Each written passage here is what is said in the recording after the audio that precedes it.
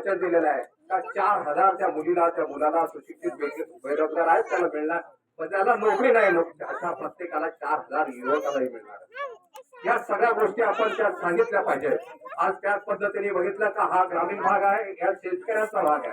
शेतीवर जगणारा माणूस इथे आहे आणि शेतकऱ्याला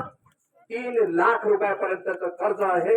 हे प्रत्येकाला माफ होणार आहे आणि जो रेग्युलर कर्जदार आहे त्याला 50,000 रुपये हे अनुदान मिळणार आहे का त्याला तो सांगेल मी कर्ज प्रामाणिकपणे भरतो पण मला काय मिळणार, तर त्यालाही 50,000 रुपये अशा पद्धतीने मिळणार। या सगळ्या गोष्टी करत असताना आरक्षणाचा मोठा मुद्दा या भागामध्ये हे होतो, पण राहुलजी आणि शरद पवारजी असतील त्याच पद्धतीने आपले माजी मुख्यमंत्री उद्धवजी ठाकरे असतील यांनी बसून एक अजेंडा सेट केला का 50% आरक्षण आहे हे 50% आरक्षण हे मोकळं करून प्रत्येकाला आरक्षणामध्ये समाविष्ट करून घेतलं जाईल। अशा पद्धतीने पंचसूत्रीचा कार्यक्रम आपल्याला दिलेला